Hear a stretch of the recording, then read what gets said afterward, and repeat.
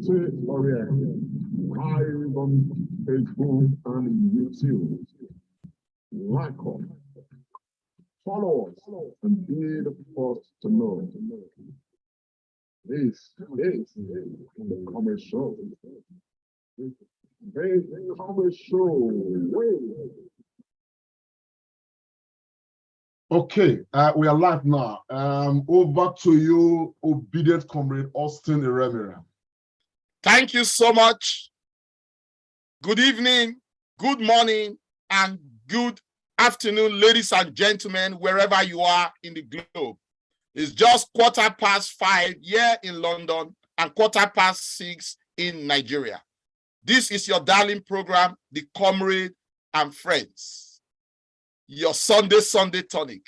And like we promised last week, we have the big elephant in the house who will be talking to us on very topical issues affecting Nigeria and indeed the road to 2023.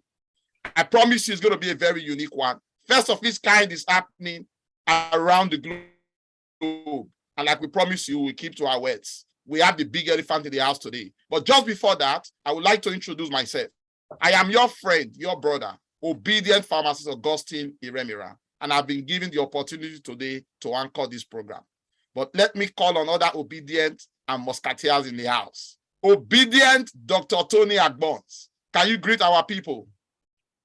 Thank you so much, my brother, the man who nicknamed this show, the Sunday Tonic.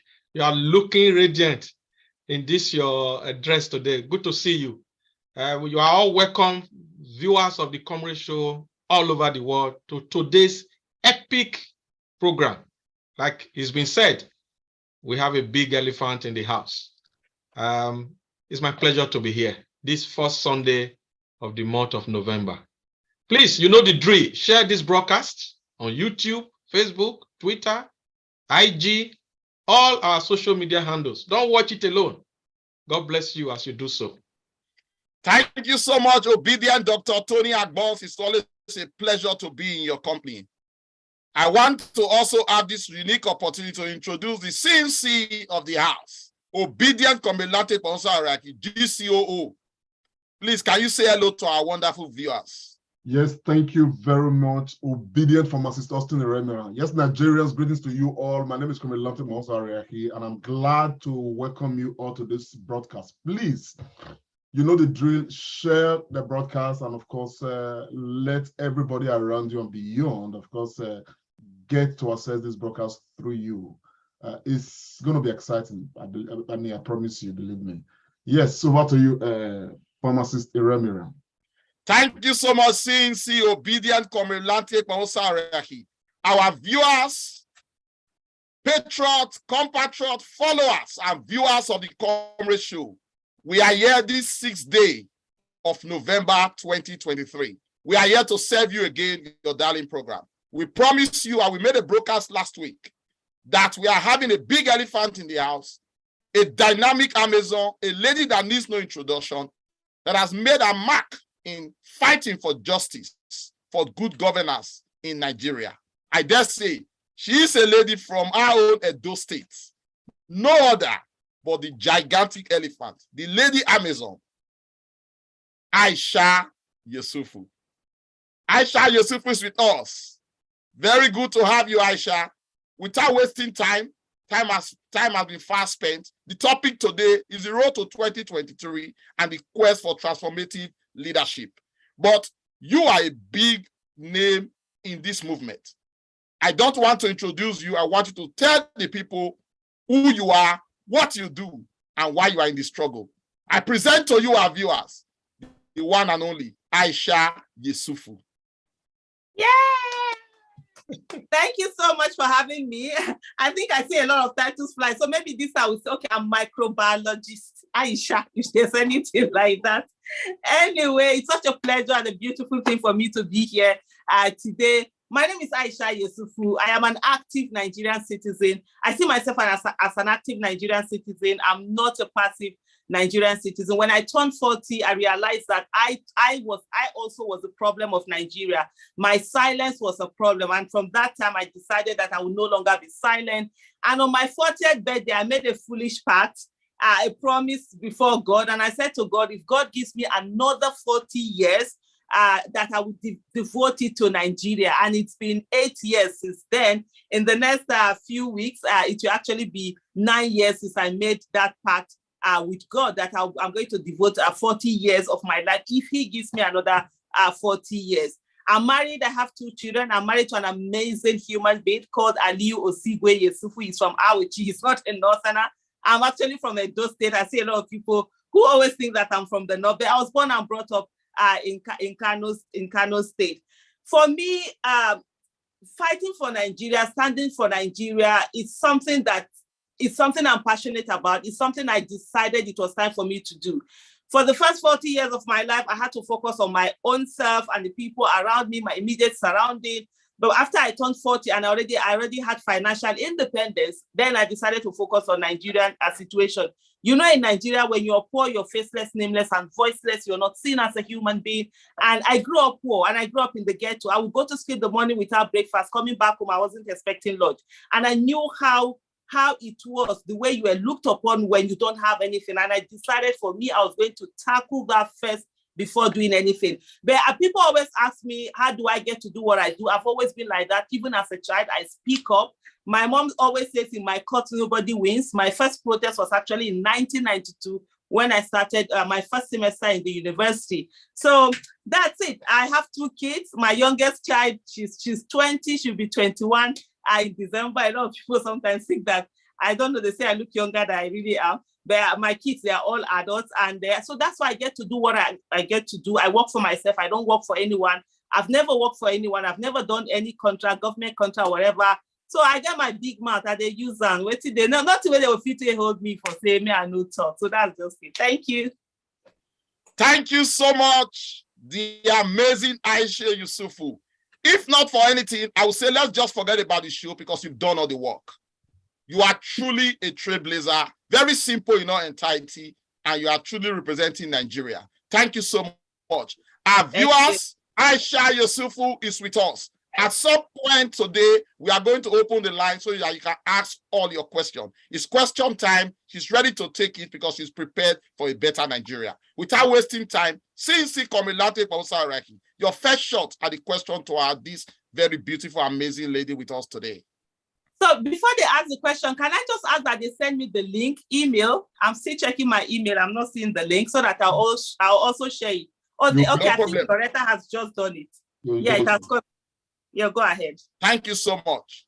AISHA, my first question is this. Right now, I had a chat with somebody yesterday who told me that the person is about 82 years old, a very elderly person. And he told me that what we have now, the state of Nigeria, it has never been this bad in his own lifetime.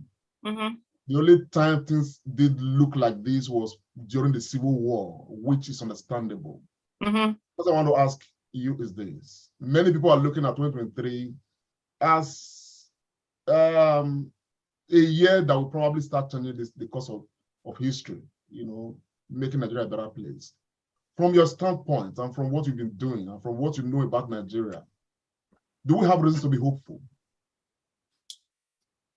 Do we have reasons to be hopeful? From where I am, absolutely yes. And I think what has kept Nigeria more than ever, especially this time, seeing the way things are extremely bleak, more bleak than we have ever seen it, it's been hope. Hope has been what has, kept people on. And with the coming of Peter Obi, I'm sorry, I'm very partisan. I have a candidate. His name is Mr. Peter Gregory Obi, and unapologetically, I'm supporting him. He has given Nigerians hope to a place where people had felt that there's nothing they can do. They can't have a voice. They can't make a difference. And his coming has made people to realize that indeed the citizens can have a choice, and the citizens can have a choice through someone who has what it takes to be able to take Nigeria to that place that we are looking for. And of course, when he gets there, we're going to hold him accountable and not let him not let him feel that, oh, he's going to get there and slack in any way whatsoever. The first time I saw something like this in my own, I'm 48 years old. In the next few years, a few weeks, I'll be 49 years. The first time I saw this was actually in 1993. And that time I was, I think, around 19 years old. And there was the MKO Abiola, the election. That was the first time I could vote. And at the end of the day, that election was cancelled. And there was this coming together where irrespective, Nigerians decided to come together and vote for someone. I was in Kano that time when we voted. And even in Kano, where the other the other presidential candidate, Bashir Tofa, was actually from Kano, but yet MKO Abiola defeated him. So we're seeing something like that again that we've not seen, because people are hopeful and they have believed that this particular candidate is going to make a difference. We've seen election in the last few years where people really didn't bother, especially if you look at the 2019 election. There was a reduction in the numbers of people that came out to vote, because the numbers that voted in 2015 were actually more than the numbers that voted in 2019, because there was no hope then. The candidates, many people felt that instead of voting any of them, they would rather go home and sleep. But what we have seen right now is that a lot of people who ordinarily do not bother about the election, we are talking about the youth, we are talking about the middle class, who ignore election, who don't even bother about Nigerian election. Now they're so invested, they're so into it because they see that hope that Mr. Peter Obi represents. So I will say to you, indeed, there is hope with this 2023 election. Thank you so much, Aisha, for that. Indeed, there is hope for Nigeria. And like it's always said, where there is hope, indeed, there is life. Nigerians have to take the gauntlet and decide for themselves. Obedient Dr. Tony Agbons, we have the amazing, beautiful, elegant, fearless Aisha Yesufu with us. Your first shot. Thank you so much, our anchor for the day, obedient comrade Austin Iremira. Listening to you, my dear sister Aisha Yesufu, you exude a lot of energy and dynamism, which is very, very infectious. So the question I want to ask you is this. You are highly, highly obedient. Highly, highly. I've been watching you, you know, and you are all over the place, really campaigning for what you believe in. So, but I want to ask you, madam, do you think that the Nigerian people are ready for this alternative that God has given us?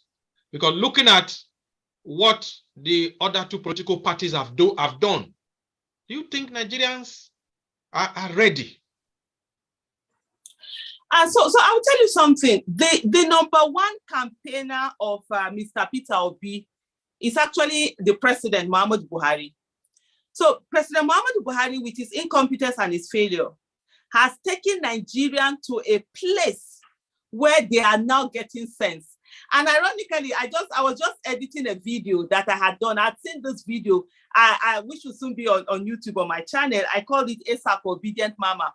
I don't know whether you guys have seen it. There's this woman who was speaking in Afema, like a village gathering. There were people around and she was in the middle and she was speaking. There was something she said in that video. She said, on a channel, so that the suffering that the government, the previous government, the PDP government, the APC government, that they've taken us to a place where we have really suffered, that our foolishness, we have now gotten sense in it. And so that's where we are right now. So because a lot of people have really faced the incompetence and the failure of President Muhammadu Buhari, it has gotten to everybody. Just like when Burna Boy sang that song, breakfast, last, everybody go chop breakfast. Indeed, what we have right now is that last, all of us we've eaten, we don't chop that breakfast. So people are getting to understand that, look, it is no longer about religion. It's no longer about tribe. It's no longer about gender or whatever, or region. It's about who is the person who is most competent that will take Nigeria to the place that Nigeria is supposed to be at. I got a call. I don't know whether I mentioned it earlier. I grew up in Kano. I was born and brought up in Kano, even though I'm from Edo State. And I grew up in a ghetto. A childhood friend of mine some weeks ago called me and was like, look, Aisha, all of us, we are really into Peter Obi. And he said something. He said, look, He said they voted for religion, he didn't favor them. They voted for party, he didn't favor them. So now they are ready to vote for competence. And they do not care.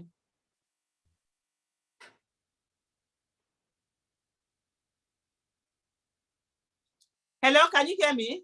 We can hear you. Okay. And he was saying that they do not care now whether the person that is contested, whether the person worships sun or not.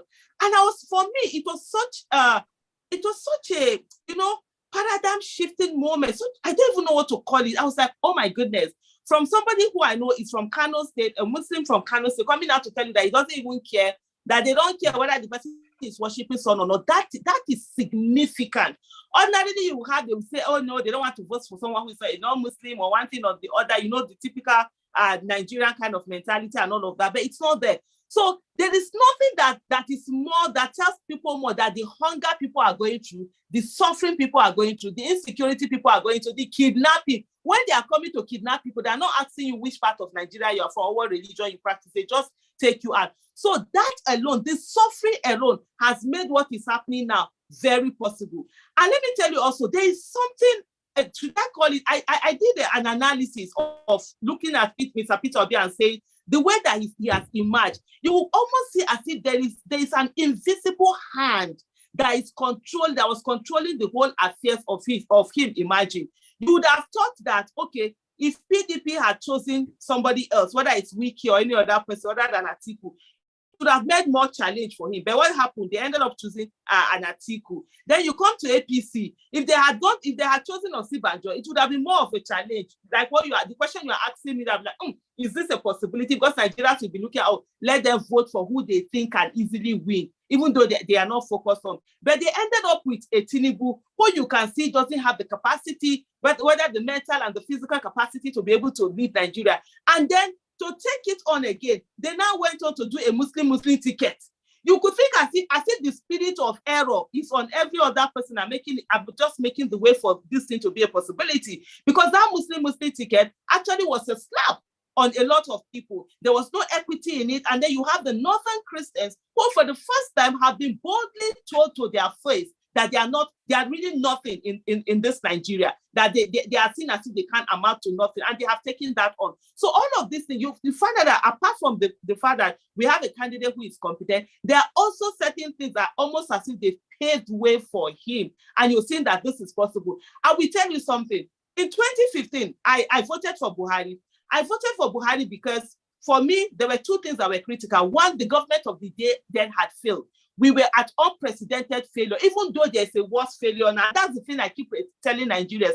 If you do nothing about what is happening right now, we will be buying dollars for 5,000 naira and bag of rice for 200,000 naira. Then they'll not say, Buhari's time was better because we're buying dollar for 1,000 naira. So people, it can worsen, and that's not what we're looking for. For me, the other thing was the fact that, for me in 2015 was the fact that the vice president, Professor Yemi Osibanjo, was someone who was competent, and he was the reason why I voted that ticket. And unapologetically, I kept saying it, then the only reason I would vote for Buhari is because Jonathan had failed. There was nothing there. But when he brought in Osibanjo, you could see that, okay, there's something. And most of us felt that Buhari's antecedent was to delegate, that he was going to delegate to Osibanjo. Fortunately, it never happened. Why am I giving all of these scenarios? To say that, for me, there is more hope now. There is more chances of a Peter Obi winning than there was of Buhari winning in 2015. Many people forget that Buhari was rejected 3 times by Nigerians. Even we were mocked. A lot of people said that there's no how he was going to win. Even me in 2014, October, I had said that Buhari can never win an election in Nigeria after the 2011 riots, and he did nothing, to put a stop to it. But with the failure and the competence, people change. So it's the same thing we are seeing right now. And right now there's more hope. But the thing is this: there's a lot of work that needs to be done. It's not yet Uhuru, the way they say. It's not the one for us to go and sleep. Because this fight, and I've said to a lot of people, what you have right now, the opponents of Peter Obi are not just this political, his fellow presidential candidates. No, it is people who have benefited from the fact that Nigeria has been skewed in a particular way. So they are not going to sit back and allow the people be the ones to win. Because if you bring in someone like Peter Obi now, they know for sure that the oil tape will be plugged. So people who are making 1.4 billion naira, people who are making 1.4 billion naira every 2 months, you think they will keep quiet for somebody to come and carry that food away from their mouth? People who are getting themselves enriched by Nigeria failing, you think they will keep quiet? So we are fight. They are going to bring the whatever the demons from the pit of hell out to fight this thing. They will use they will fight physically, they will fight mentally, they will fight psychologically, spiritually. They will come after everyone and make us feel that, oh, there is nothing that we can do. So every one of us, there's work for us to do. And I keep saying to every obedient to say that when you wake up every morning, don't think about what you did yesterday. Ask yourself, what more can I do today? We have just 4 months to put our all into this project so that when we are done, we can cross our leg and leave Peter Obi, who likes to do Jackie work. That one we can relax and know that he will do the Jackie work for Nigeria. So I will say to you, yes, indeed, there's so much of the hunger, the insecurity, the fear, the whole lack of development, lack of jobs and everything. They are working in favor to let people know that, yes, they can get this thing done. And they're actually working on getting it done. Thank you so much, AISHA Yesufu. You've said in very clear terms that the #1 campaign manager for the Obi movement is actually President Muhammadu Buhari, because his failure speaks volume and it's a preparedness for Obi himself.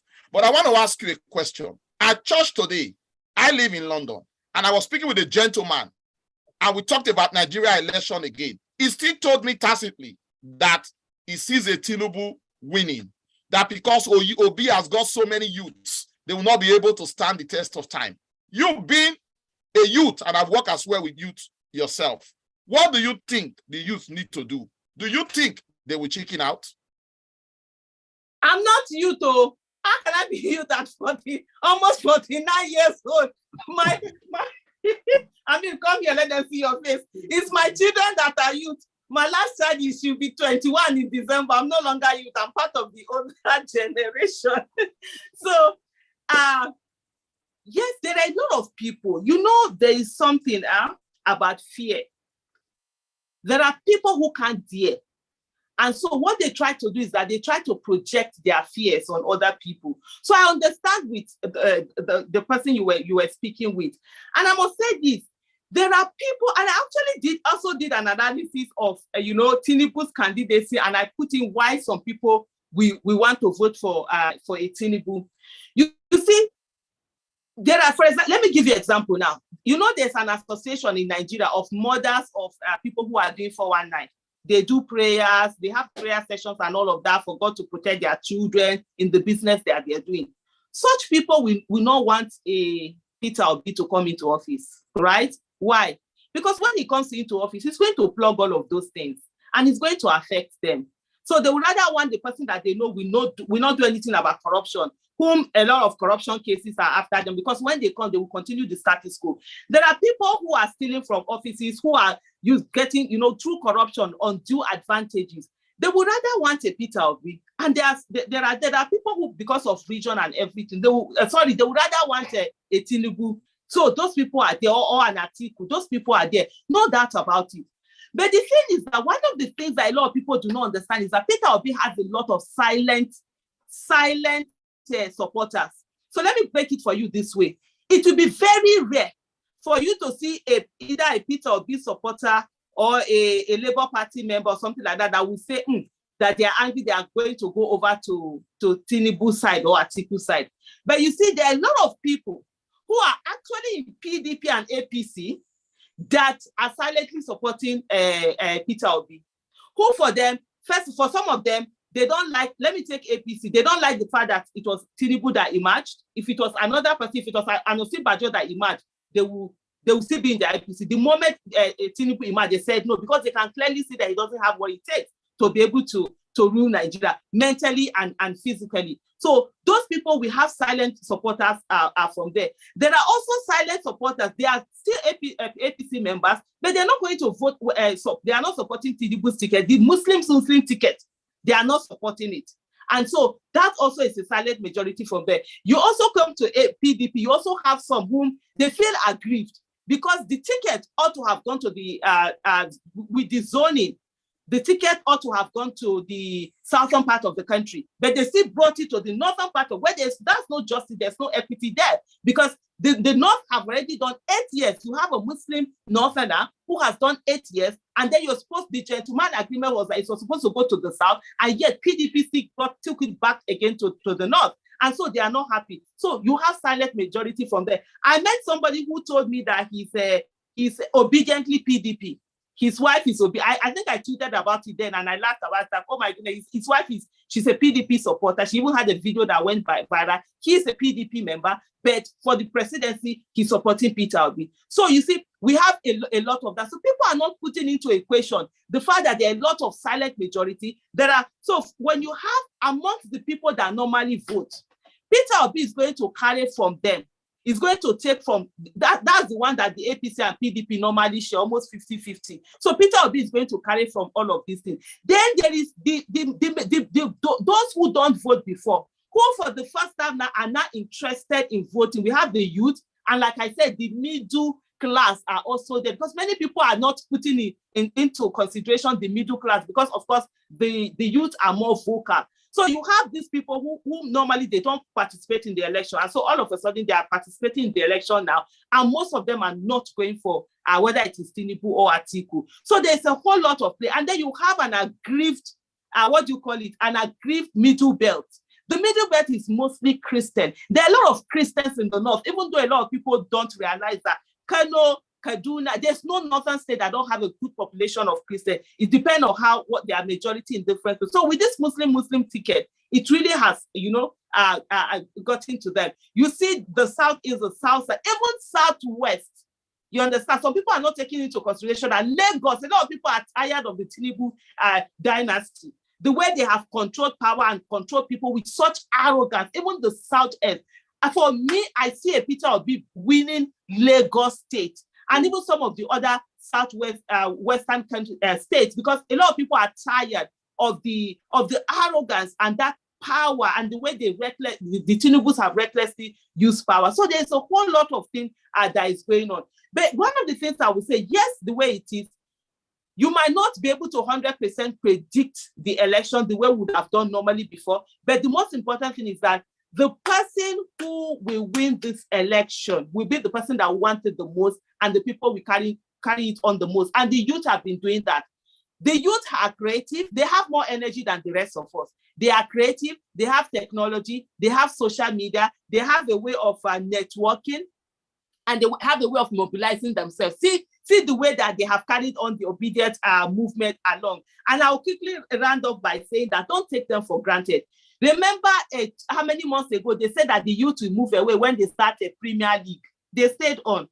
Remember that they said that there's a particular show that normally happens. I normally don't like mentioning that show. It always goes on this live show, whatever they did. They said the youth will be focused on it. They refused. They didn't move away. They still focused on this whole election.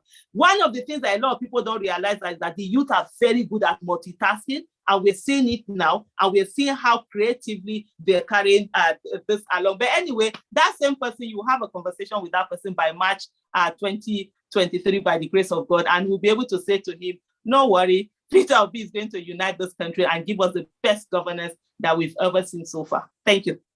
Thank you so much, Aisha. Ladies and gentlemen, viewers of the Comrade Show, for the last 30 minutes, we have been talking to a very dynamic lady, a lady of great valor, a lady that's a freedom fighter and wants a better Nigeria. No other but Aisha Yesufu. At some point, our lines will be thrown open for you to ask your question. It's still on the road to 2023. Our Comrade Show is beaming and beaming well. It's first among many other things.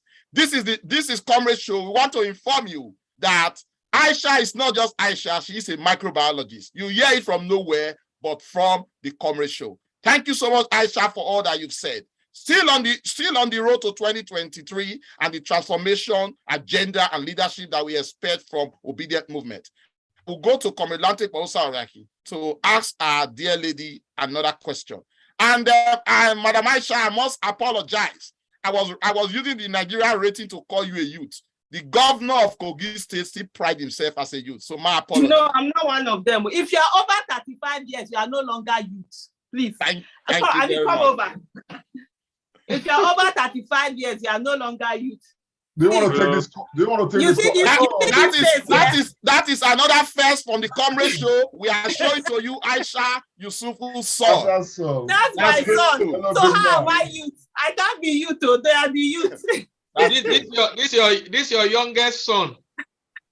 Yes, no, it's the oldest. It's the oldest. Oh, wow. The younger one is a girl. Do you want to ask a question or you want to take the phone? Oh, I just want to ask. You know, AISHA, honestly, your enthusiasm, your optimism is very infectious. You know, I am Comrade Lamte Oriahi, GCOO, Grand Commander of the Order of Obedience. But listening to you, I see another very erudite, deeply rooted GCOO.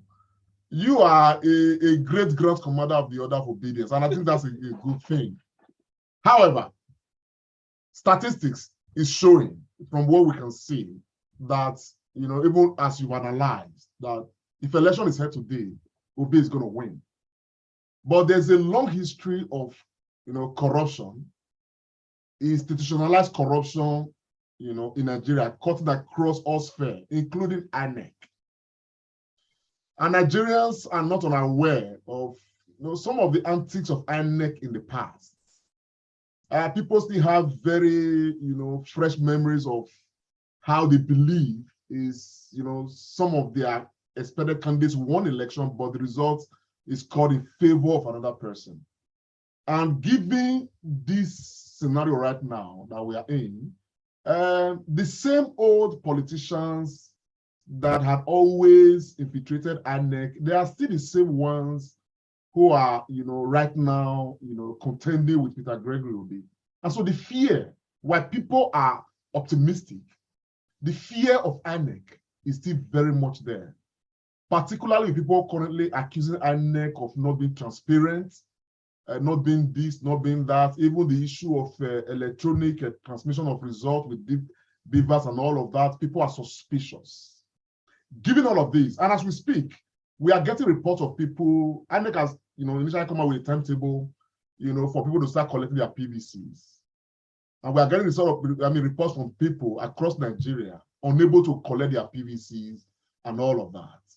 With all of this happening, juxtaposing all of these, the INEC situation, juxtaposing it against the backdrop of the massive support Obi is getting, do you believe that INEC will not hamper this process as people are suspecting?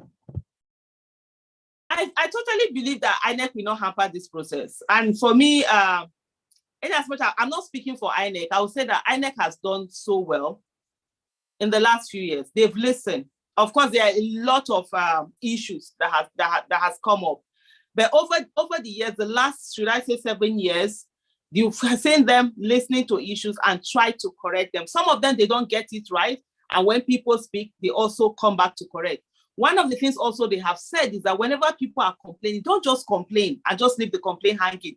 Give them verifiable evidence. Okay, you've had issues. Where are these places? Where is the place? Where did you not get your PVC? What are the things? Give them this issue. They are ready to take them on. And we must give people, where people are doing the right thing, we must tell them, yes, they're doing, even though it is not to the satisfaction of what we have.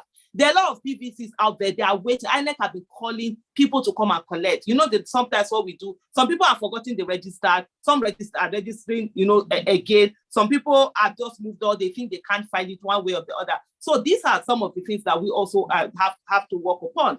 Coming back to INEC, the thing is that before I even come back to INEC, let me go to talk about the Electoral Act.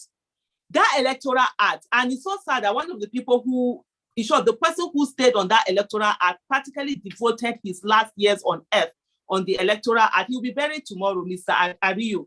Ariyo put in his everything on that Electoral Act. May his soul rest in peace. Amen. And because there were a lot of people who didn't believe that Electoral Act would be passed. They say, no, there's no how Buhari is not going to sign it, blah, blah, blah, and all of that. But he at the end of the day, the Buhari signed it. That Electoral Act on its own is a game changer. A lot of the shenanigans that politicians used to do, they couldn't do it. And there was something, even the members of the National Assembly, they how do I put it?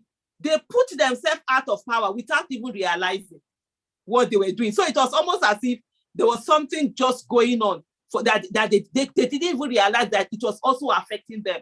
So we have a situation whereby, which is what we've had right now. First of all, normally primaries it is by now that we would have been talking about primaries. Primaries are usually done around November, December, or something like that. And then you have a very short time, then there's election. There's no this long time that we had where candidates emerge and people can be able to go and get their own voters card based on the candidates that they see, which was what we saw. A lot of people got their voters card because Peter Obi was in the race. Simple as ABCD, no two ways about it.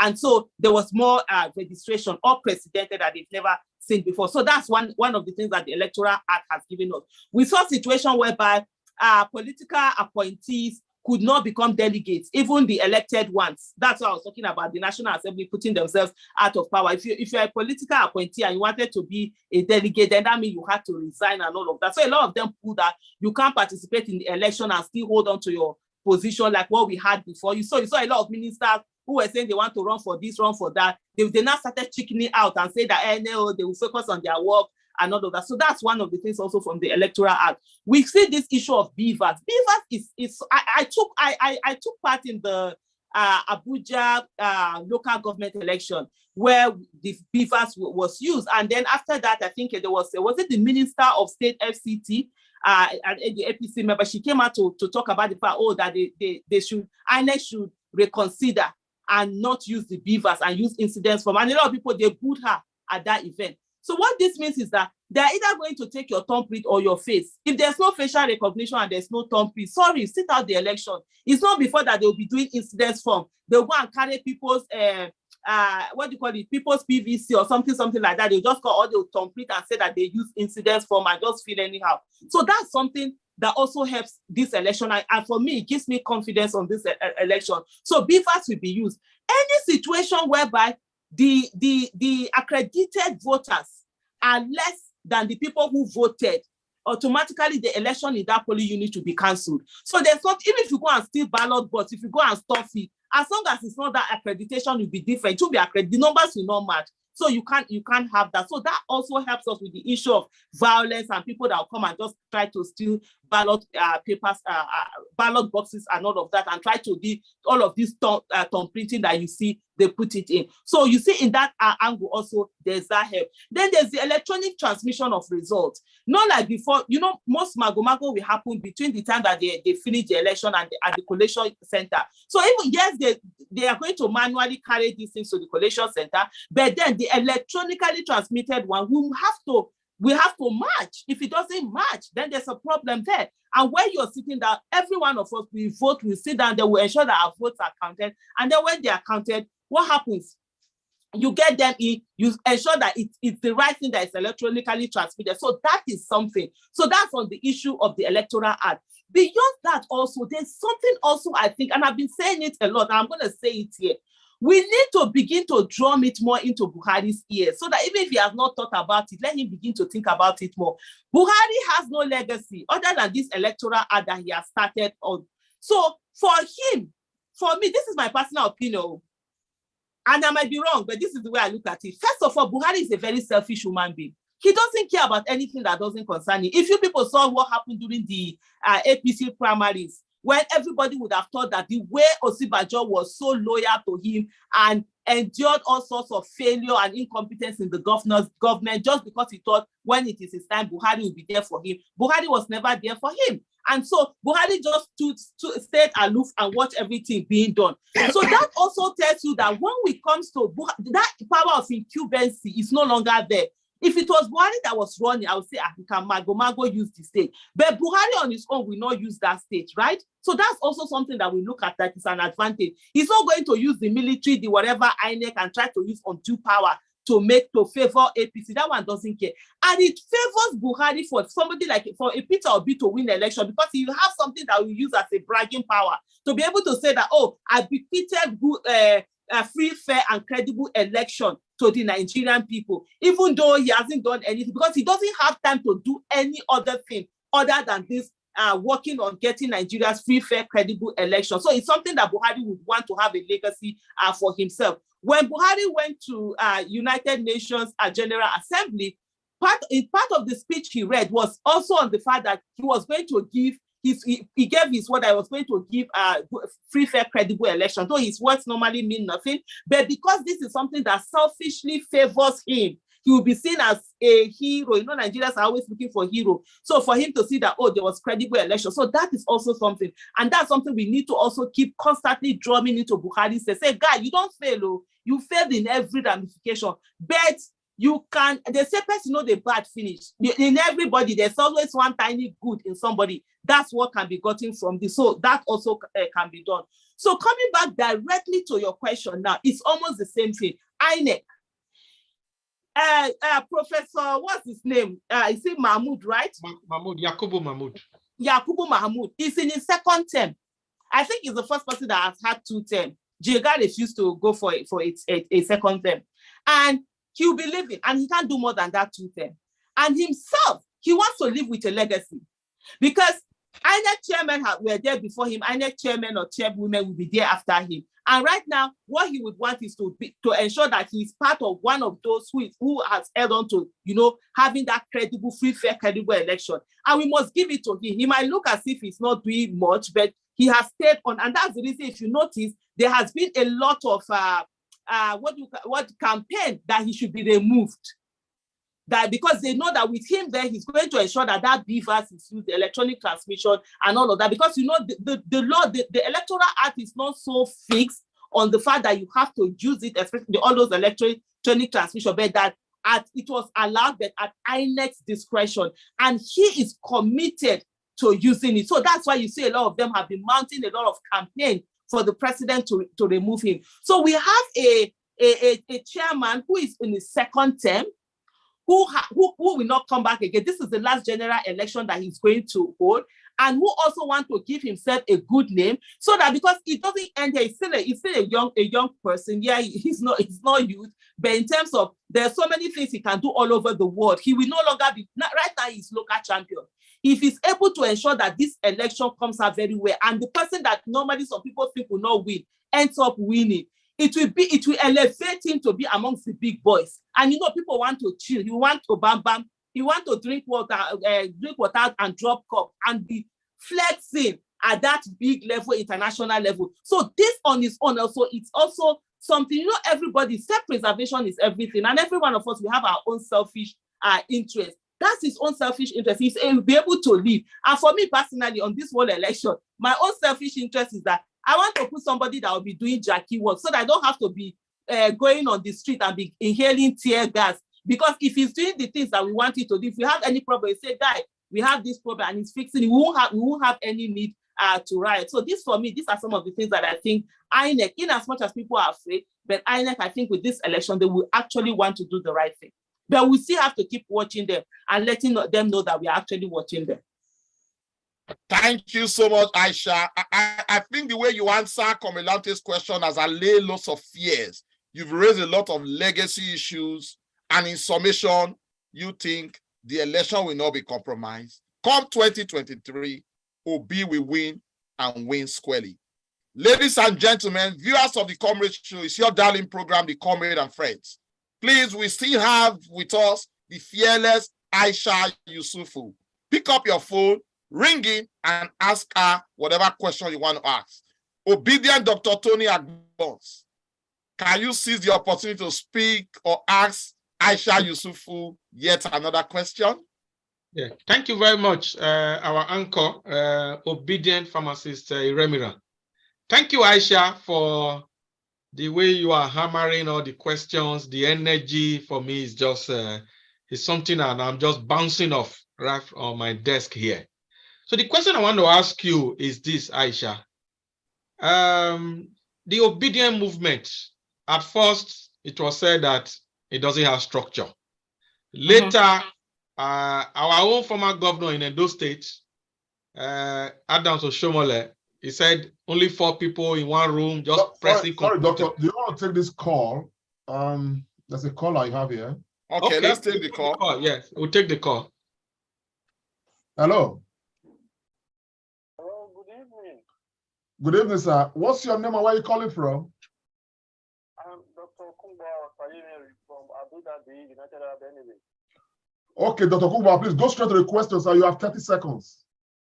Yeah, well, I know the question. I just wanted to acknowledge and celebrate the ebullition, irrepressible AISHA YESUFU, that she has a fan here. And you Thank you. Everything about speak Edo, that irrepressible Edo spirit. Yeah. From I would see as it where the party model, labor that era. So you can see that everything in him. So I just want to say thank you for being in this show, and you made this show very interesting extra today. That's all I have to say. Thank you guys for what you're doing. Thank you, sir. Thank you so much.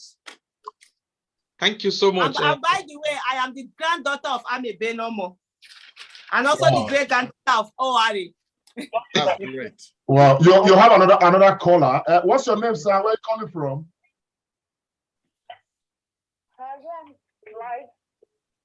Hello. What's your name and where are you calling from? Hello, sir.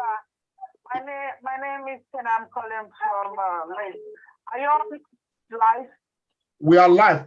You've got 30 seconds. Just go straight to your question. I'm going to call you back, sir. I think we lost that call there. So Aisha, as I was saying before, Dr. Okumowa called in from United Arab Emirates there. So the former governor of Edo State, Oshomole, said 4 people just pressing computer in one room. But all those is history now. The political establishment, it is clear that they are scared to their bones what the obedient movement, that Obidati ticket is the way to go. But I just want to bring you to the first campaign, official campaign that I had in Lafia. You were there on the ground. Yeah. And the signals we are getting, and listening to Dr. Doyin Okukwe, the DG of the Obidati campaign organization, it's not good at all. A lot of shenanigans from the Nasarawa state government, which is an APC state. So what have you got to say to this, especially in a democracy that we are having this in the 21st century? It's not good at all. What is your take? Okay, so before I go on, I would say, I think it's Mahatma Gandhi that said that first they laugh at you. First they ignore you, then they laugh at you, then they fight you, and then you win. So first of all, when all of this started, a lot of people said that, oh, it was nothing, it was a fluke, it was going to go out of the way. But I also remember that one of the politicians amongst the establishment that actually pointed out to this to the significance of the obedient movement was actually the present governor of Edo State, Obaseki, when he talked about the fact that in every family there's an obedient member. And so we have a lot of people that would think that, oh, nothing. I mean, 4 people treating in a room, they've done an amazing job anyway. We have, sadly, in Nigeria and the democracy we have, that's why I say, if Peter Obi was not seen as a challenge, nobody would care. So when he got into Nasarawa, nobody would even bother. They wouldn't try to do all the shenanigans they did. You find out that from first of all, on that day there was a cleanup. You know what it is when they will now put this environmental sanitation that everybody, you can't come at certain hours, so people are in the room. Then later there was a broadcast. There were reports that there were broadcasts that there was fighting, so that further didn't allow people to come out. And then there was also the report that they refused the use of stadium and all of that. For me, what that signifies is that Peter Obi is not one to be taken lightly. And even the establishment, even though they will not say it because they will want to keep face, they are afraid and they are shaking. And so that for me is a huge signal. It sends a huge message. Because if somebody you know that it's not, there's no impact, they wouldn't even be bothered. They won't even notice that he's doing anything. But this tells us the much impact that he's making and everything. When people come to tell me that, oh, APC and PDP are the only parties and stuff like that, they've been saying that for years. And I say to them, then why are you afraid? Why are you afraid of a party that you say can't win? If something can't win, you're not afraid of it. You say, come Come and show yourself. Let's see. But because they know that what they say, they're just saying it to save faces, and it's not really what is on ground. That's why they are doing all of these things. And you've seen it. And I think also Edo State, was it Edo State or which state was it, that said that they've had also the same issue where they are saying that, oh, billboards, that some, I can't remember which of the state now, but I think it's so much Edo and Lagos. Edo and Lagos. Yeah, exactly. That the state government has given directive that no other party should be allowed to mount billboards. So if somebody cannot win, why are you doing all of this? So that, for me, what happens, it is showing is that they really know that there's a chance with Peter Obi can pull an upset that Nigeria has never seen before, Africa has never seen before. Having said that, is the fact that democracy we're supposed to be free, fair, credible democracy. When you're talking about a free and fair election, it is not just about, oh, people on the day of election, they're able to come in without harassment and put their top in. No, it starts way before that day of election. It starts with the intimidation, this kind of intimidation, this kind of use of state resources or denial of the use of state resources. All of these things matter a lot. Let me give you an example. Recently, Peter Obi started visiting the flood victims, and he paused his campaign, and he called on his fellow candidates to also pause their campaign and show a human face and have empathy. And some of them started doing that. You saw Atiku then going to Bayelsa and all of that. I think Bayelsa was the only place he went to. He didn't go anywhere beyond that, except I'm mistaken. And then the next thing you saw, Tinubu being represented by his wife in Benue State. She went to Benue State. But guess what? Tinubu's wife went to Benue State and she used the president Air Force jet driven by Air Force. And that in itself is electoral corruption. That's the way I see it, because not all the other candidates were given the opportunity to be able to use Air Force jet. So you don't come to use the jet. There has to be, and that's one of the things as we go in, is to ensure that we are putting people with competence, character, and capacity in the legislative arm of government, so that they will make laws, certain laws that we need in the Electoral Act. Also, is that nobody must use state resources for their campaign. Even if you are in office as a president, you go and hire your own plane, or you pay the amount that it takes to hire a presidential jet or Air Force plane. So these are some of the things that they all do in terms of even before that election. So what I would say to everybody who is a Peter Obi supporter, what I would say with what happened, the shenanigans that happened in Nasarawa State, is that tells you that the establishment is afraid of Peter Obi. They know he can pull an upset, and they're doing everything. And so this is the time for every one of us in our little way to support. Yes, Peter Obi has said something before, that we are all running for president through him. So every one of us, we should be doing our campaigns. We should be doing things where we are. So while he's moving from one place to other, we also should be moving from one place to another. Thank you so much. To be frank, Madam Aisha, like we used to say in the SUG days, we say you are carried. The question of flooding is actually on cue, and you dive into it. But I want to take you to another point. To be frank, what has Atiku done? What has Tinubu done? Why don't we want them to be president of Nigeria? We want to take this caller. Yeah. We can take the call. Hello. Hello. Hello. Yeah, hello. Good evening, sir. What is your name and where are you calling from? This is Zachary Henry calling from Italy. Go ahead, sir. You have 30 seconds for your question, sir. Greetings to my company brothers and the first lady here in the studio.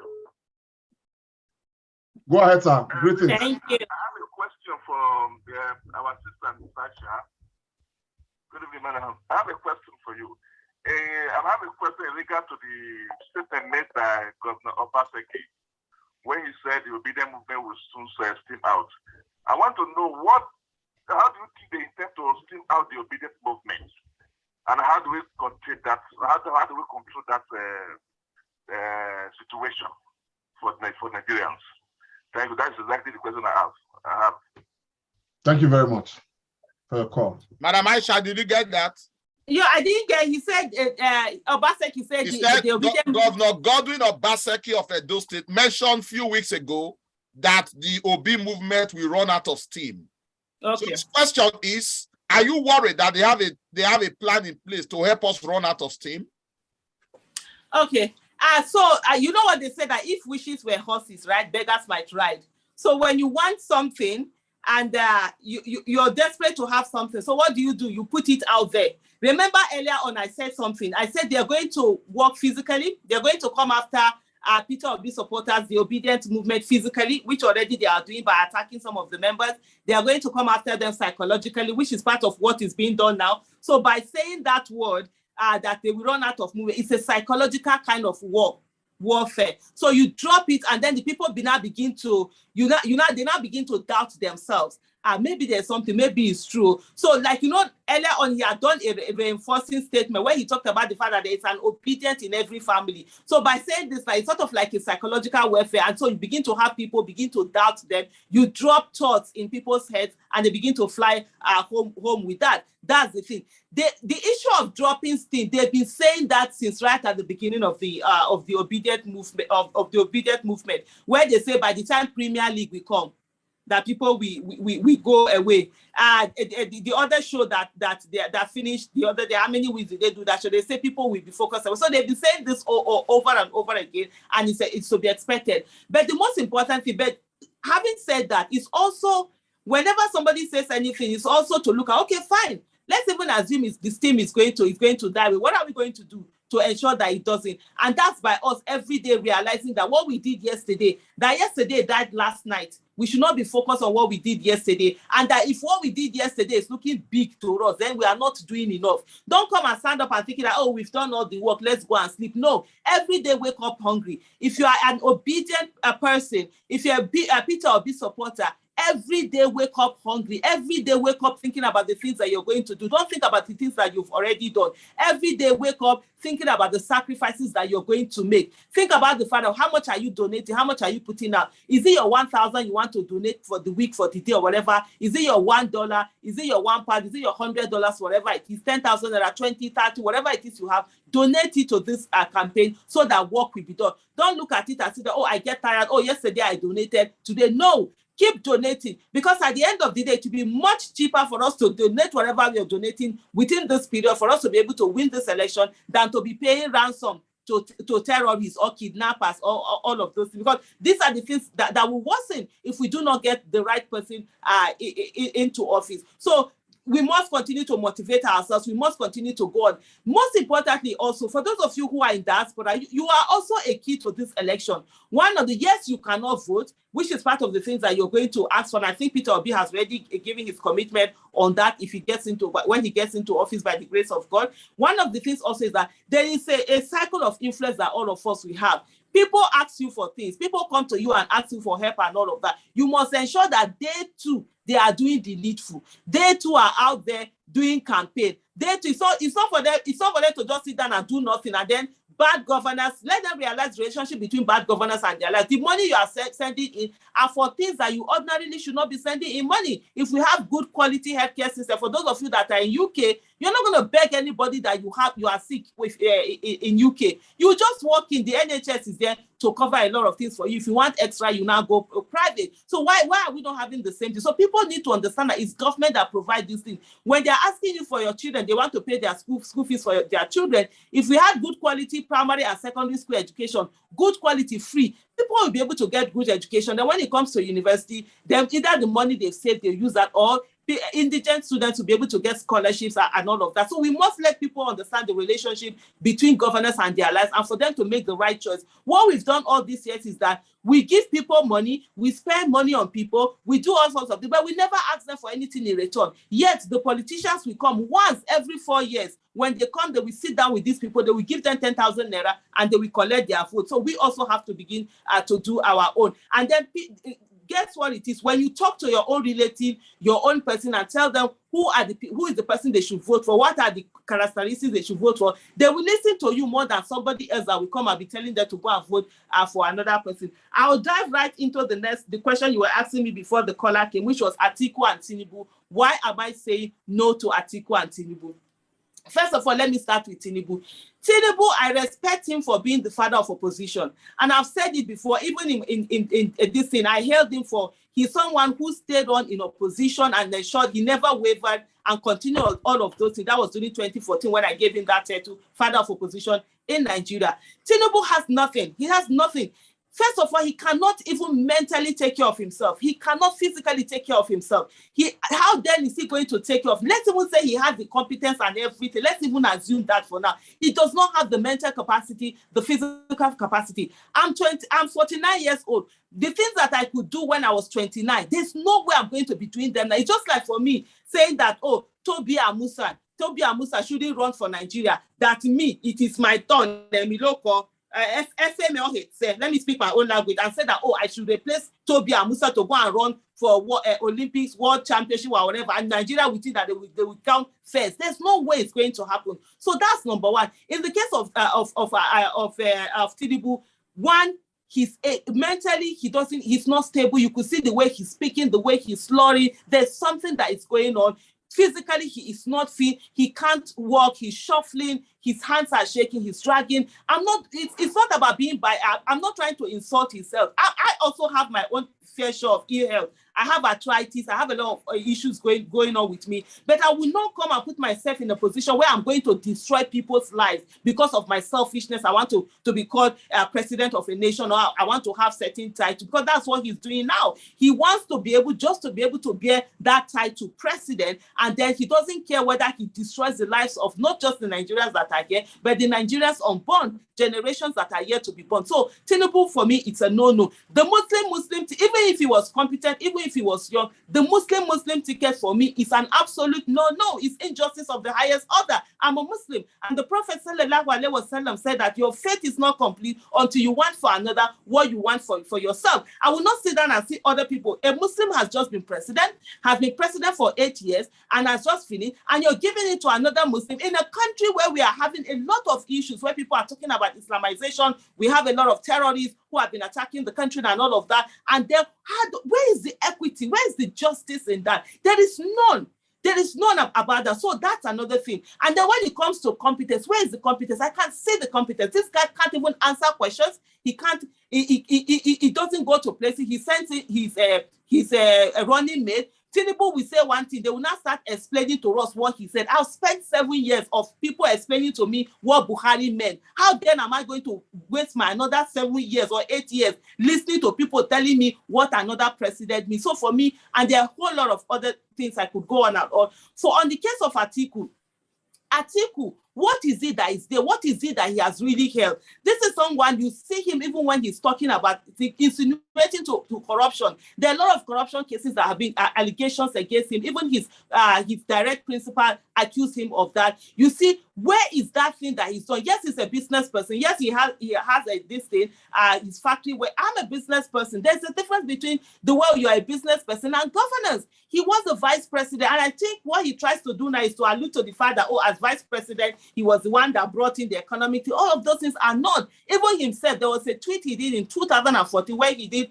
an interview where he actually stated the fact that as a vice president, you really don't do anything. It's what your principal gives you to do. That's what you do, the direction and everything. So what is it that he has done? He has been on this case for so long. At this stage, even he himself, you can say him is not physically fit. You saw him when they were trying to tell us that, he's well, he's not, there's nothing wrong with him. You could see a man that is struggling. Why am I going to bring someone into office that is going to struggle?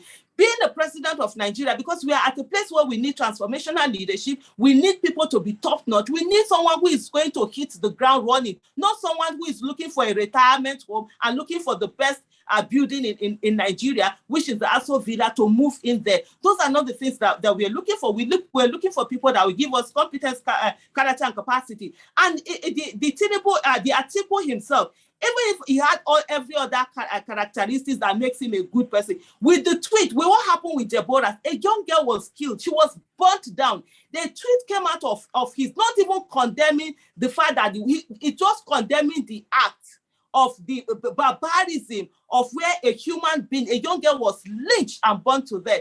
And then he comes out, deletes the tweet, and goes on to go and explain, meaning what? He supports the act. He has not become president. So when he becomes president, what's going to happen? For me, Being a president of Nigeria has nothing to do with your religion, your tribe, or whatever. Keep them there. You're coming to be the president of the Federal Republic of Nigeria. You're not going to be a pastor, a imam. It's not to be a pastor, imam in a mosque. And we need people that will really work. We need people with competence, character, capacity, patriotism, people with empathy, people with courage, people that will stand and do the right thing.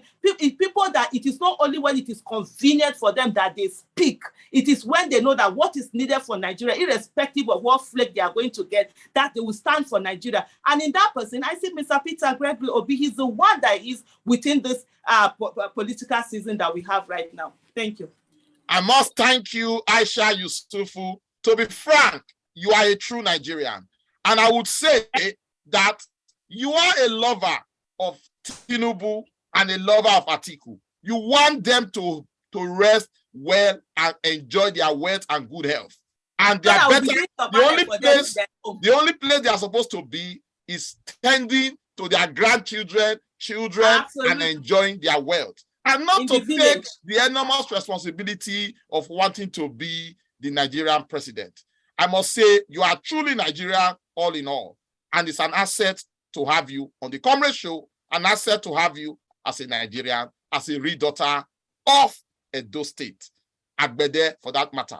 Like I said, Comrade Show is a product of many firsts. Many things you hear today from AISHA has never been said in any public place at all. She has also posited that Obi will not only win the presidency, he will go on to take Lagos. Another question for this Amazon beautiful lady. Yes, AISHA, thank you very much so far.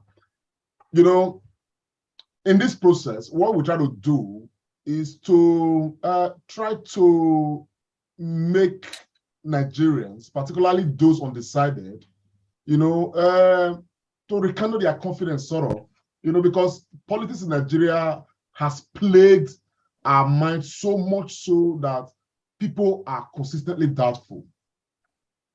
Nigerians have always trusted candidates.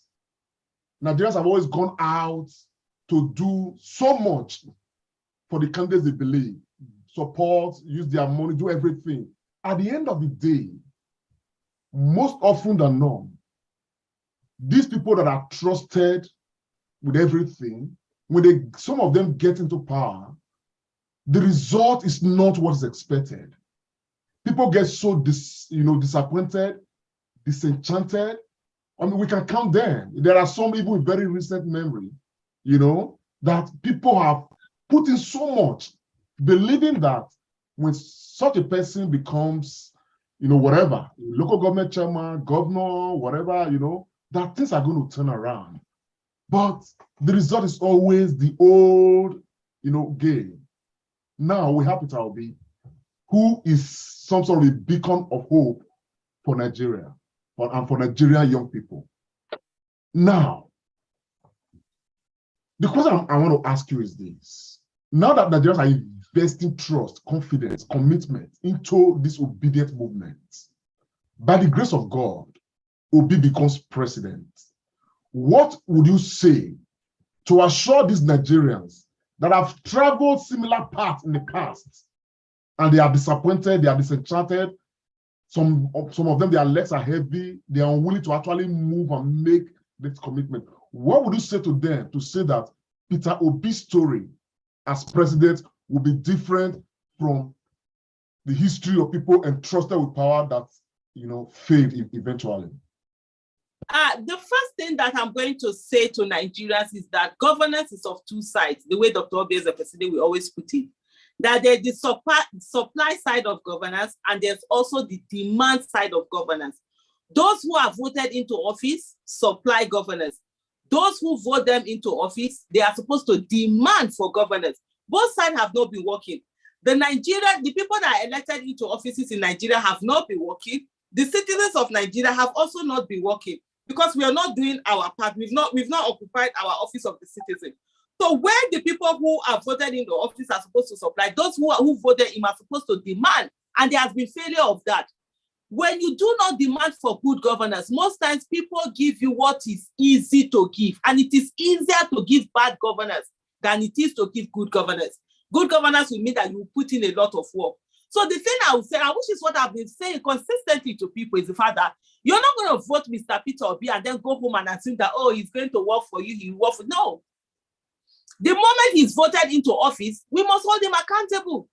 We must begin to watch him. We must begin to scrutinize it. That's why, for me, you see a lot of people, there are sometimes people come on social media, they attack me, they insult me, call me all sorts of names. Oh, we don't know, you are not even a Peter Obi supporter, you are a mole, you are this, you are that, because I say scrutinize Peter Obi.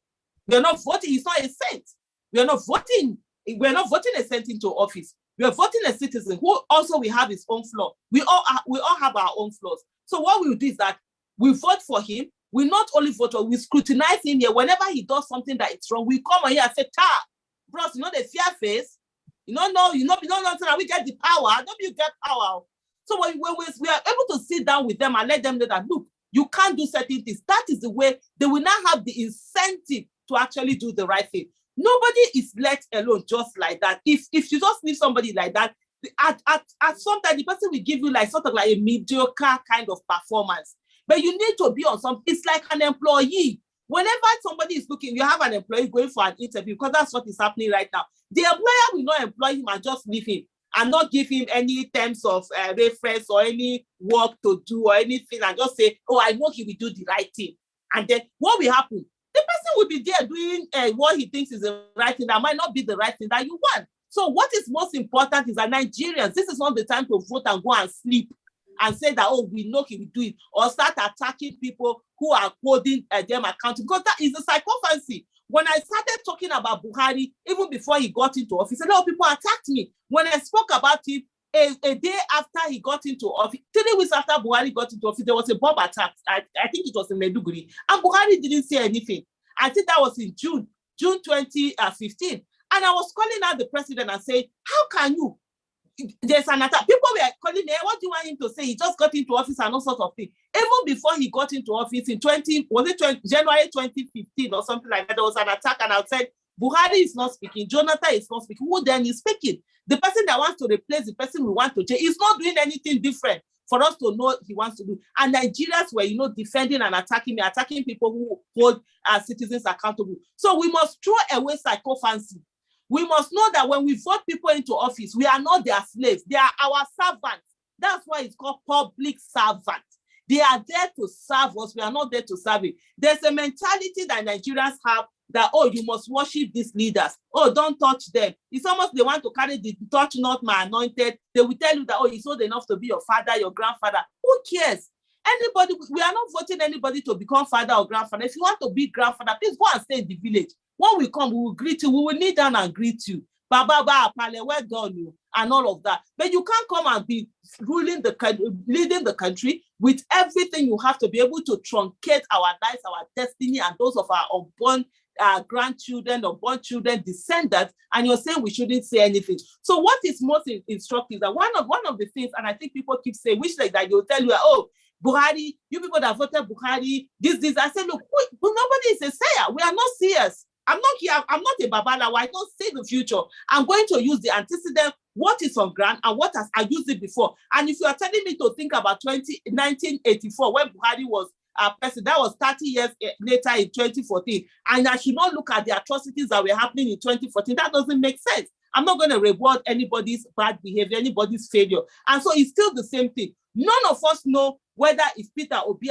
he wins election, whether he will turn rogue and begin to do all sorts of things. But we know that at this moment, with the information that we have, with his antecedent and where we are, that he has the capacity to give Nigeria the best that can be. And so with that hope, we will vote in him. When he gets into office, we will give him close marking for him to know that if he does anyhow, he will see anyhow from the people of the Federal Republic of Nigeria. Not that we will not be worshiping him, or you will not be like, oh, because you voted for Peter B, if they are saying something, if he has done something wrong, then you will not be trying to defend him. That's the problem we've had in Nigeria. It's psychophancy that has killed Nigeria, because we don't have the moral, we don't have the moral, authority, I should say, to be able to call out people when they do wrong, either because maybe we supported them before, or they are the same religion with us, or they are the same tribe with us. That is what has killed Nigeria. So all of us, what we have is what we have on ground.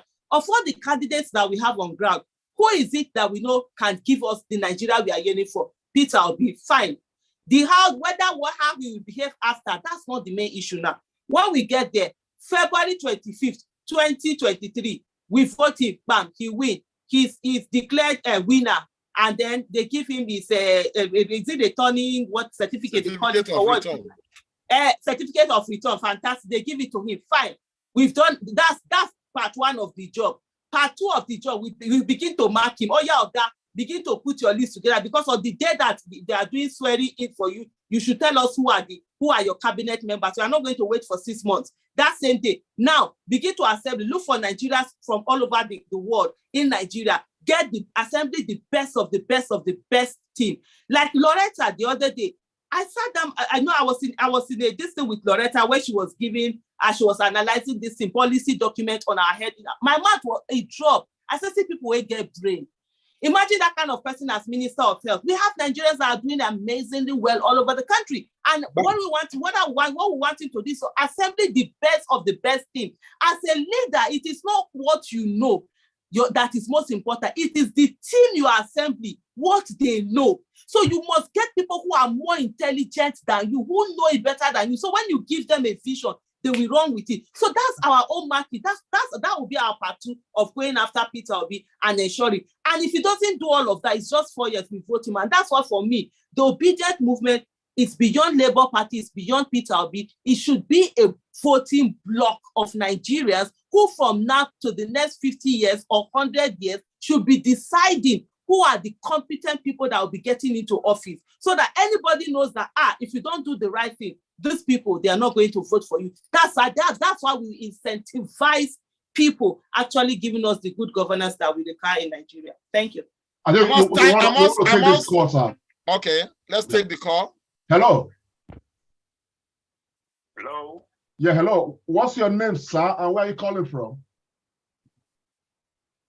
My name is Emmanuel. I'm calling from the Netherlands. God bless you, Mr. Emmanuel. Go ahead. You've got 30 seconds. First of all, I want to thank the guest in the house, AISHA Yesufu. My point is on data security. I called on this show a few weeks ago. Between the polling booths,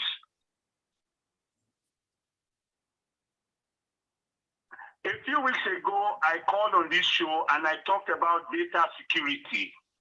Please, the obedient team should take it very, very seriously. Between the polling booth and INEC server, a lot can go wrong.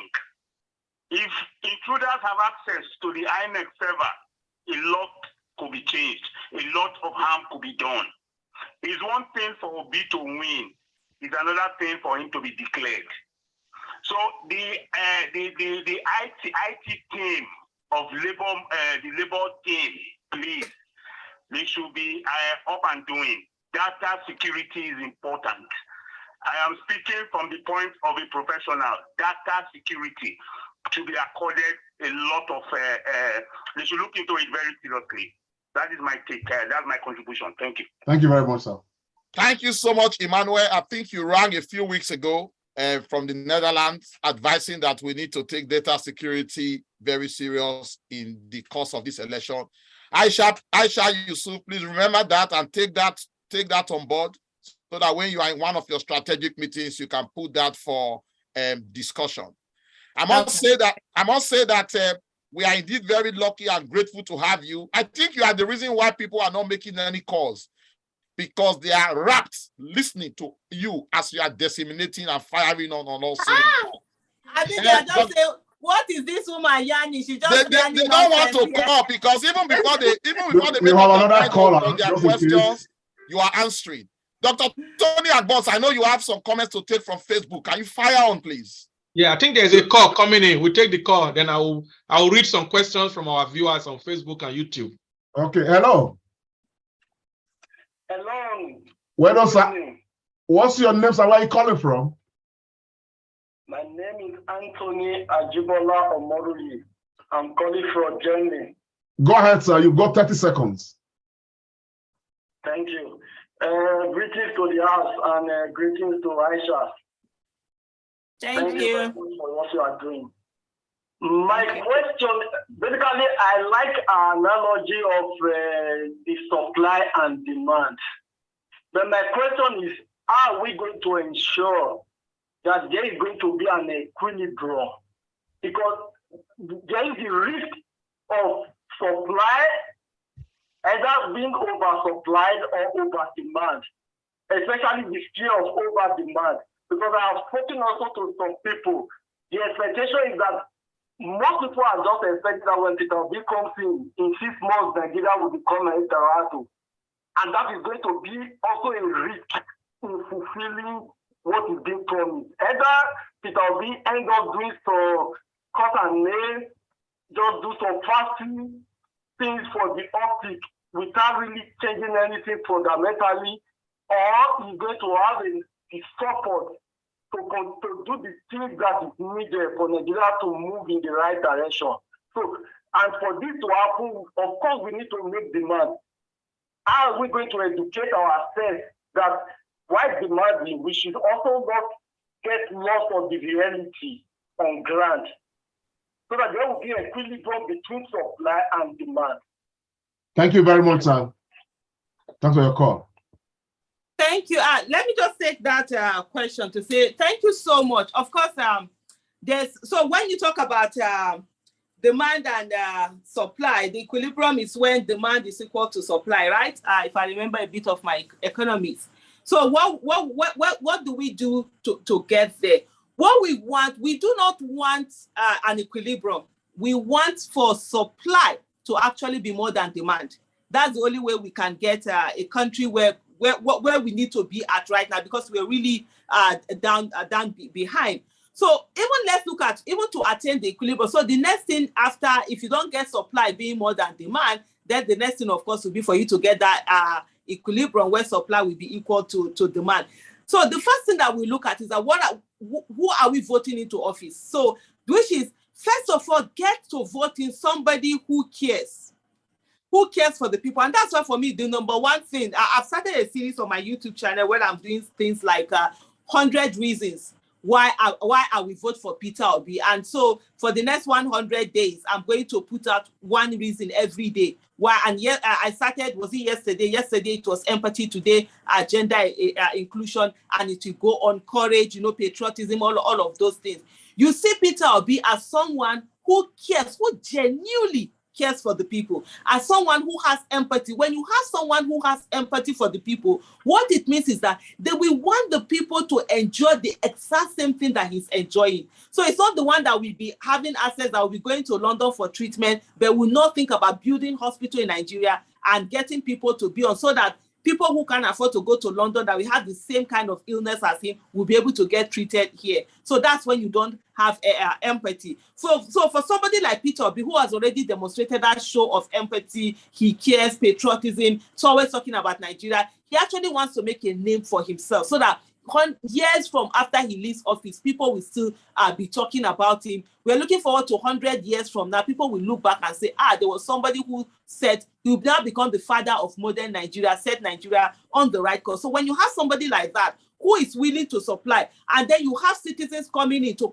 continuously make demands. And one of the things also that Peter Obi has consistently said is the fact that he wants to hear what is it that is wrong, so that he will fix it. And which is something, and I can even personally attest to that, because I remember the first phone conversation we had when he called me. I looked at the other side, I said, Oga, I'm not nice. I'm not a nice person. I'm not going to tell you the things that you want to hear. The things that you want to hear. I'm going to tell you the things that you need to hear. And he was like, that is exactly what he wants. He wants to hear what are those things. And you've seen, even with this campaign, and you've seen, even with, hello, can you hear me? Yes. Yes. Okay. You see, even with this campaign, the fact that when things are brought to his attention, he takes them into consideration. The ones he needs to correct, he corrects. The one he needs to say a word on, he says a word on. So that in its own already, it's a big advantage. So that shows somebody who is willing to. So the next thing that comes in, because you don't want complacency, you don't want, the human nature, the way we are, if nobody is putting you, even you yourself, if you get into a rut as a RUT, you just stay in one place. If you are not motivating yourself, if you are not setting yourself goals, that's why even as human beings, we set goals for ourselves. Otherwise, you just sit down and be coasting when you should actually be flying. So that's demand. That is where it comes from. And this demand must come from people who are educated, people who know relationship between governance and people's lives. One of the things we must, and this is the duty of the middle class, educated ones, because you don't expect people who have been impoverished, whose poverty has been weaponized, who cannot eat in the morning, to come and start making demand on government. They can't. They don't have the capacity. They don't have the luxury of making demand because they are busy trying to survive. The person who goes to market, work, and is barely able to afford food for his family to eat, he has done all the aluta he can do. There's no aluta in him. It is you that have eaten, your tummy is full, that you have extra time to do aluta, or you are educated enough to be able to do those things. So we must also put that in mind and know that why we are making all of this demand. There is something, democracy is always about, nobody knows it all. It's always in progress. We saw what happened when Donald Trump was president of the United States. The people that ordinarily would not make demands, they were forced to come out and make demands. They were forced to stand up. So if you vote in the right person, of course, you still have to hold the person accountable. If you vote in whatever the wrong person, you have to double hold that person accountable for the nation to grow. Thank you so much. Yes, there's a caller is on the line. It's been waiting. Okay, let's take the call. Yeah, hello, sir. What's your name again, and where are you calling from? Okay, my name is Benny. I'm calling you from Lagos. Go ahead, sir. You've got 30 seconds for your question, sir, or comment. Okay. Thank you, and thank you, AISHA Yesufu, for your analysis. I think you are doing a very, very great job, both on your frequent broadcast and your support for obedient movement. My ask is simple. On this financial support for P2B, I'm finding it difficult to get the right channel to send in my own little support.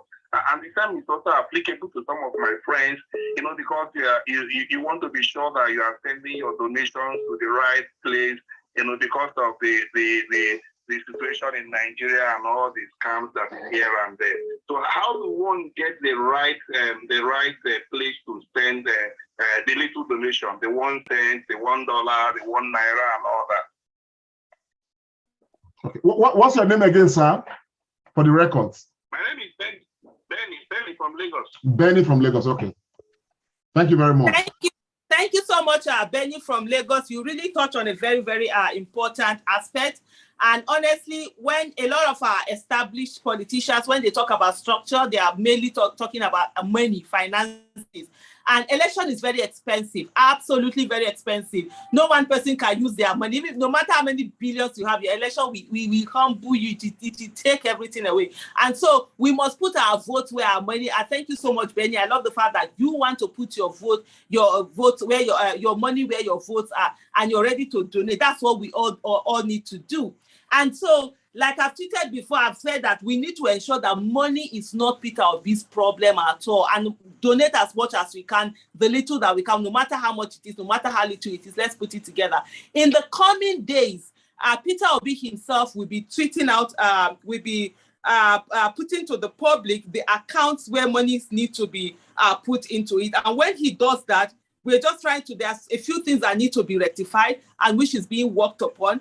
There was an account that was treated before, but there were certain issues with that. But now more accounts are being opened directly, instead of the one that you have a particular company that was warehousing to be in the fundraising kind of thing they do abroad. But this one we want directly into Peter Obi's campaign account, Obi Amedeti campaign account. So when he does that, expect that in the next few, I wouldn't say days, maybe in the coming week or something like that, he will put that, and then every one of us will now start retweeting that, talking about it more, and getting people to donate into it. A lot of people have asked me, actually, because I started on the issue of the funding, but because we had not rectified on the issues of account, that's why I've not spoken about it. I'm waiting for that particular account. when that is done, it will be announced in all the different places. We'll keep talking about it and ensure that people are actually donating them. There is need for money.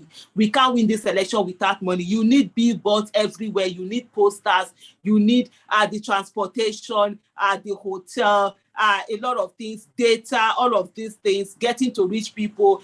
It's so much that is actually needed. And by us donating a little bit of what we have, we then will be able to have the money that we'll use to run this election. The election is extremely very expensive. Even if you're talking about things like advert, you talk about or sometimes online live shows. Live shows are expensive. Adverts, jingles on radios, on TV, and even you get to a place where some people feel that one of the things we're trying to do is to actually bring out, like, register what is it that is needed and ask you, yes, if you don't want to bring directly money, can you pay for billboard here? Can you pay for so number of posters that so number of people need in so number of places? And we just be creative and ensure that we are giving our principal all that he needs to be able to win this election. It's a fight. A 2023 election is a fight for survival of every Nigerian, whether you are home or abroad. Nigeria is such a country that it has a way of doing anybody. The day you land, you can be out of Nigeria for 20, 30 years.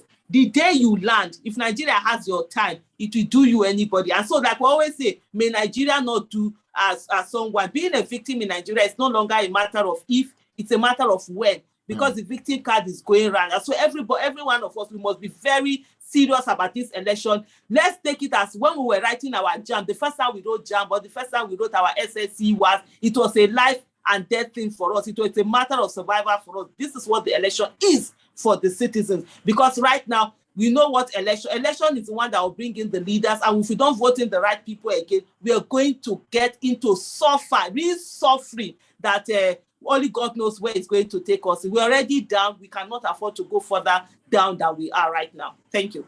Thank you so much, Aisha. Indeed, a better Nigeria is possible in 2023 with the Obidati ticket. We are looking to round up this program 7 o'clock. We must say thank you to Aisha because you've been on the saddle now. We promise to keep you for 2 hours. We have 15 minutes to that time. But I'm going to go straight to Dr. Tony Agbon to read out a few questions. Just before the Agbon, so that Aisha can just combine all of this together and, take them all at a go. I have a caller who's been waiting. Okay. Maybe we just add that to that of Dr. Agbon's. Yeah, what's your name, sir? Yes, what's your name? My name is Otas. Go ahead, sir. I just want to show my contribution. Sorry, sir. We didn't quite get your name. What's your name and where are you calling from? My name is Otaso. I'm calling from Spain. Okay, Otaso from Spain, right? Yeah, Otaso here from Spain. Go ahead. You've got 30 seconds now. Okay, I just want to show my contribution because the way they see where everything they play now, because they don't deprive the registration from the south, and the south for the PVC. But what might the one who could focus on now? More try to focus on the north. Because I don't know the way they do this game now. I don't know if we can focus more on the north, because if I watch some video about the obedient people, the north, some people are complaining they don't have any office in the north, they don't do so, and they're not complaining in the north. But all the other side are already obedient now. I just want us to win the election because we got obedient in our heart. So nothing about to miss this opportunity when Nigeria said today. Thank you very much. Educate our people from the north. That would be new speaker once they enter the north side. Otaso, thank you very much. You do well. That's a very good one. Yes, thank you so much. Emphasis on focus on the north. Dr. Tony Agbons. Yeah. Thank you very much. I think our brother from Spain there is very much in the spirit. I'm going to read this question. These are questions from our YouTube and Facebook handles. This one is from Eric Igbenuma Anani. And Eric says, how can the obedient movement capture the core north, especially the northern rural areas? I think that was what the last caller was just talking about. Then Aisha, the next one is, this is from Dr. Isaac Okoje in the United Kingdom. He said, good job, Aisha. A quick question. How can we get more Labour party presence in the grassroots in the north? It seems what is on ground is the goodwill of the obedience. I would like to see the Labour Party show more presence. I think all these are all coming together. So Aisha, what's your take on this? So I think all the questions are all related, and so the first one, I will take the one on Labour Party. I think one of the things that we need to understand, and I said, and I'm not saying it disrespectfully to Labour Party members, but it's just the reality as it is for now, is to look at Peter Obi as an independent candidate that's running through a party. He's running through a party because the laws of our lands do not allow independent candidacy. So that's one. Labour Party, yes, it's doing all it can, but we must understand that it was thrust into this huge limelight and need to quickly evolve and develop within a very short period of time. And you know the way organizational structures work, and the fact that there's so much bureaucracy. This is not something that they can just do. The way the labor obedient movement can just make decision on its own and just turn around. That's not the way the Labour Party can. They have constitution that is guiding them. They have a lot of rules and regulations. They have a lot of bureaucracy and a lot of things that will guide them as they go on. On the case of the obedient movement, there are no constitution. They can be creative. They can decide to make one decision today and do things. People can, in different sections, do their own thing. So we must also understand that. So how do we get, that notwithstanding, of course, there has to be a presence of the Labour Party all around. What will happen is that the obedient movement must carry the Labour Party for now all around to these areas, because at the end of the day, it is not Peter Obi's picture that is going to be on the ballot paper. It's actually the logo of the Labour Party, and it's such an amazing and easily identifiable label: Mama, Papa, Pikin. Power, Papa, Mama, Pikin, the way you want to, Iyali, family, ourselves, meaning it is time to stop voting inanimate object and actually vote for family, vote for yourself. So it's such a slogan, beautiful slogan to easily sell. So this is the time. What now has to happen is that the obedient family shouldn't be waiting and depending on Labour Party, saying that, oh, we are seeking for direction from them. No. If you notice, the obedient party family should continue, the obedient movement should continue what it's doing. It goes beyond Labour Party or anything. It should be a voting bloc in Nigeria. So that's one of the things I think a lot of people are sort of like missing it up. They are thinking, oh, okay, now we are waiting for the party to give direction. No, the party should be doing their own thing. There are three arms of this campaign: the Labour Party itself, the presidential campaign itself, and also the obedient movement. And if you're able to work in these three directions, what will happen? Amazing things would be done. The strategy for the North it's what a lot of people are already doing, sending the message there. There is already that bad governance from Buhari, which has shown a lot of people in very practical rather than theoretical terms that it doesn't matter whether the president is from the area. If it's an incompetent president, you're going to be the worst hit, which is what has happened.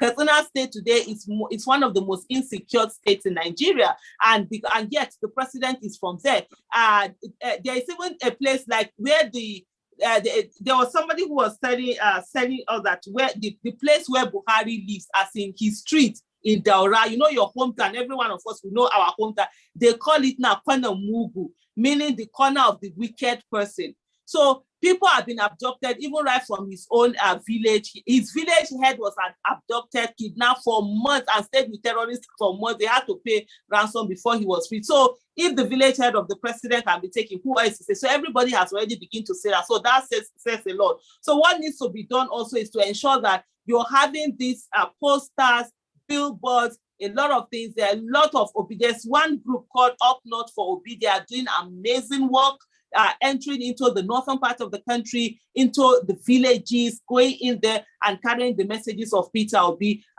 along the way. For me to break down the North for a bit, anything can happen, but one of the key factors that we have, especially in the Northwest, most especially Kano, is Kwankwaso. Kwankwaso is a trump card. Kwankwaso is going to be a factor a whole lot, because you have someone, Kwankwaso is influential politically, and this is the time he's actually running for office. And you can never say with politicians, if you now decide to merge with any one of those people, he's going to help to balkanize the votes in the Northwest Nigeria. and a vote in Kano most especially, because he has a lot of influence. And for him, if he doesn't do very well, it will almost be like a political suicide. So he will do everything. We're expecting him to do everything to be able to get those votes. So while the APC, PDP, Kwankwaso, they are fighting, all that Peter Obi needs to do is to come in there and pack as much of the other undecided that he can. And one of the things is that he might not necessarily win all of these places, but he should be able to get his constitutionally required, that's the 25% of 2/3 of the states of Nigeria, and be able to gather as much votes as he can. So the Northwest is going to be a huge battleground between these three parties in terms of APC, PDP, Kwankwaso's party, which is going to give them a huge fight and a huge one. And then Labour Party can just come in and pack their own. When you come to the South, the Northeast, a good number of those places are voting because for them, as far as they are concerned, Kashim Shettima is running for president. They just see that with the case of a Tinubu, a Yaradua thing would happen. So most of them, their votes, they're looking at it, it's actually Kashim Shettima that they are voting. And from that part, you expect that Kashim and Tinubu are going to be slugging it out to get those votes from the northeastern part of the country. And so what Peter Obi is to do with Labour Party, just going as much as possible, get the 25% and get as much jara that you can add on it. We have certain states in the northeast that are more like the Taraba states and all of that are more, the Christian population is extremely high. We're expecting those ones to come Peter Obi's way because of a lot of them got angered with the Muslim ticket. When you come to the North Central to an extent looks like a Peter Obi affair because that's the middle belt where you have a lot of the Northern Christians are there, and then they sort of like bought into the whole Peter Obi candidacy. So North Central looks to be a good place. Peter Obi is the bet. Election the way it is until the voting is closed, you can never predict anything. So it's to keep working. But I do agree, more should be done. But at the same time, also, don't neglect the South. Don't say, the South is in the back. Nowhere it's in the back. Until the election is done and over with, you cannot decide any part that is in the back, and we have to keep working. One of the mistakes that people normally do is that they do not focus in the area where they are strong, and then they lose out on things that they should have picked. And because they are so much focused on the area where they are weak, every area that you're strong, as much as possible, think about increasing the percentage. If it is 70%, make it 80. If it's 80, get to 90. If it's 90, be looking for 100% and give your all in there. But at the same time, also, you should also focus on these other areas. And no, one of the things I think we've not talked about during this season is the fact that a lot of people think that if you cannot win the North, that you cannot win election. It's not true. It's not factual. You can afford not to win the North and you still win election. Jonathan did it in 2011. All you need to do is to gather as much votes as you can and most importantly, get your 25% of 2/3 of the states of Nigeria, which is 24 states. And then there's also another option that we've not looked at all day. There could be a rerun. So wherever we're doing, come 2023 election, we must ensure that Peter Obi is the number one candidate. So whether they're going to be a rerun where people will not say, okay, it's only 2 people there, or there will be an outright win where he just gets it. But whatever we do, ensure that he's there number one. And that's to say every one of us, we must, if you ever have a Jehovah's Witness as a friend, go and look for them and ask them how do they do their evangelism. If you have people who have done network marketing that have sold all those tea and she forever products and all of that, go and meet them and ask them how do they do the network marketing, because we need all of that. So every one of us, let's do 5 for 5. Let's talk to 5 people. Every day wake up and say, you're going to talk to 5 people. When you've talked to 5 people and tell them about Peter Obi and get them to become supporters of Peter Obi, and those 5 people also go on to tell 5 other people, by the time we keep going that way, that's how we're going to get this vote. Votes are won by one single person. A lot of people always feel that, they don't have our vote, we can't make this person win. The person that wins is the person we give our most vote. And how do you count? It starts with 1, nothing else. You keep counting from 1. So every one vote is very important. You keep counting from 1 and you go on. It's from 1 that you're going to get the 30 million, the 40 million, the 50 million votes that we're looking for to make Peter Obi the President of the Federal Republic of Nigeria come May 29th, 2023. Thank you so much. Wow. Thank you so much, our indefatigable AISHA YESUFU. Our viewers, everybody has been glued watching today's program. But time is not always our friend. We need to call it a day at 7 p.m. But AISHA, I think we've not had enough of you. We need to bring you back.